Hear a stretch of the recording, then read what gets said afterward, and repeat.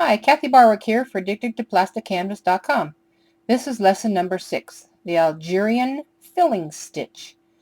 This stitch is good when you have a large area, you want to fill it in quickly. It's going to create a stair step pattern, and I'll show you that as we get started. I've done the first 3 stitches just to save time. Now I'm going to do 3 more. This is 5 holes, 1, 2, 3, 4, 5, and then 3 stitches, 1, 2, 3. Okay, so now you're going to count, you're going to go over to this next hole here, and you're going to count 1, 2, 3 holes, and then now that's where you come up from. Now you're going to count 5 more. 1, 2, 3, 4, 5. Then go to the next one right next to it, and 1 more. This is a series of 3. If I wanted to, if I had a great big area, I could do 5 across, or there is no limit to how many you can do. You can also make these 4 holes long or 8 holes long. It's up to you. I choose 5 just because it's not too short, it's not too long, looks good. Okay, so now you're going to go to the next one and count 1, 2, 3. And then you're going to count 5. 1, 2, 3, 4, 5. Go to the one right beside it. And the one right beside it.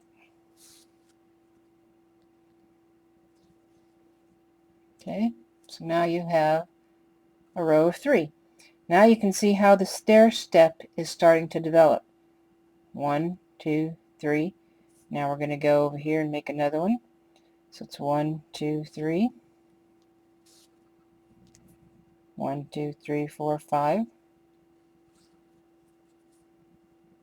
Go right next to that one.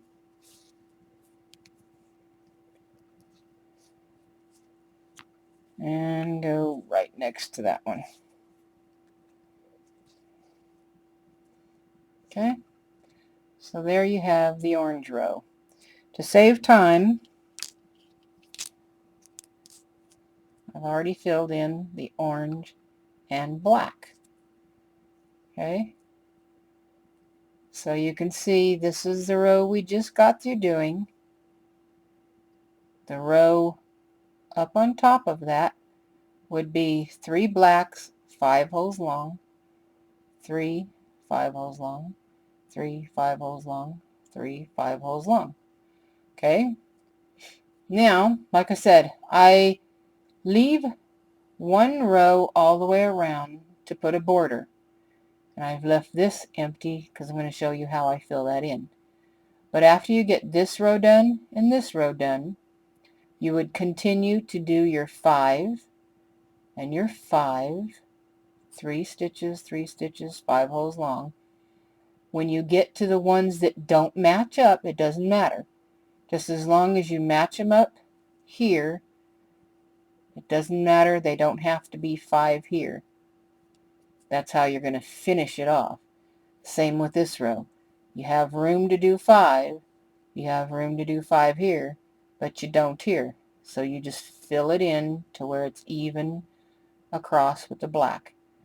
Then what's left over, fill in with the other color. So that's 3 orange and then 3 black.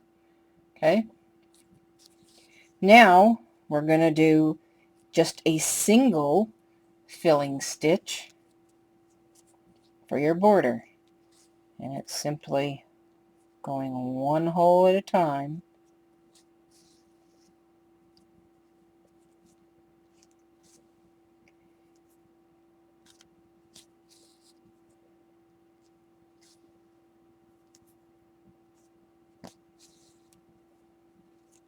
Okay, so like I said, I've already started over on this corner, and I've worked my way all the way down, 1 stitch at a time, all the way across, 1 stitch or 1 hole at a time, all the way up, Now we're going to finish off the top.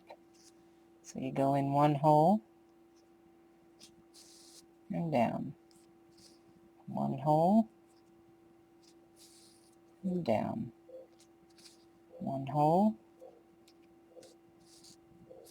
and down, one hole and down, one hole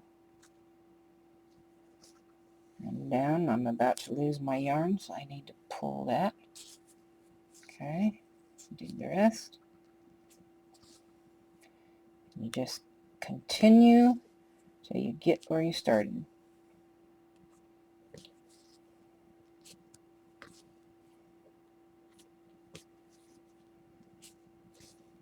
And there's the last one. Okay, now you're going to flip it over at your back. You're going to take your needle, pull it through 3 or 4 stitches, pull it tight, take your scissors, cut it off, and there is your Algerian filling stitch. Now if you can see, I'm going to push this up real close. See how you can see the plastic? It's showing in between each one of these stitches. This is something that I like to do because I don't like to see plastic showing on anything. Of course, you would do a whip stitch all the way around the border if this was your finished piece. But it's not, so we're not going to worry about that. But I am going to show you how to fill these in. You're just going to do the exact same thing that you just did. Only this time, you're going to pull it down and make sure that it's flat, that it's not overlapping the other stitch. Pull it tight. Go in the next hole.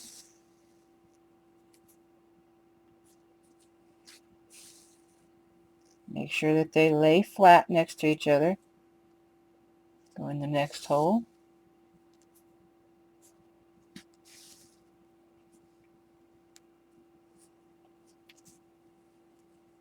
See the difference that makes? How bold that stands out and how you can't see the plastic? So you have your choice. You can do it single stitches all the way up, or you can do all of the stitches, then go back and do them again so that you have 2 stitches laying side by side. I'll do one other row here in the black so you can see the difference that this really makes.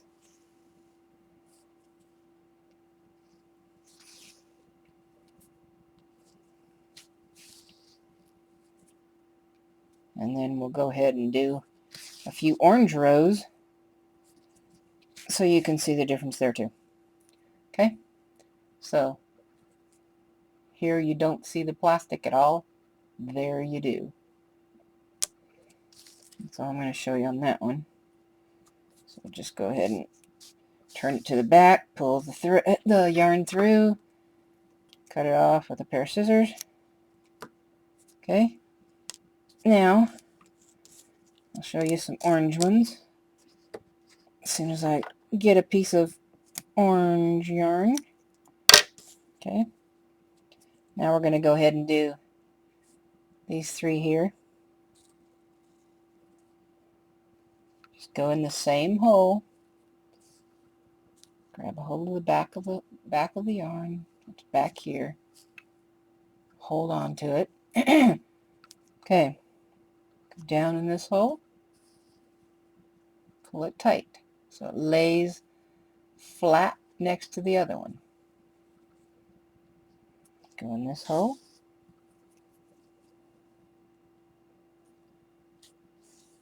pull it tight, and go in the next hole,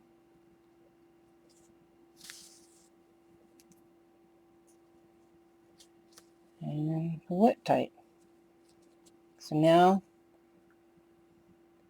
see the difference? Now you have 2 stitches side by side. You do not see any plastic here. You do here. To me, it makes the whole project look neater when you do not see any of the plastic showing through. So we'll do this row here.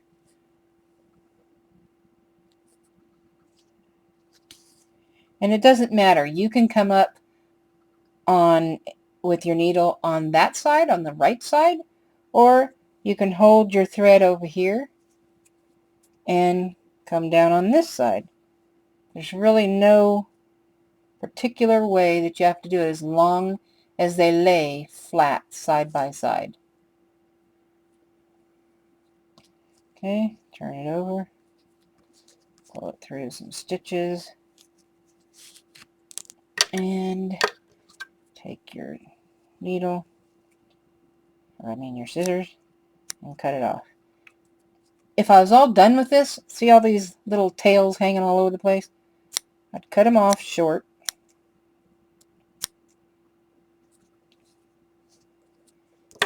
And if everything was done and I was finished with the whole piece, then I would go back with a hot glue gun and I would glue all these down and push them down flat, so then it won't come unraveled.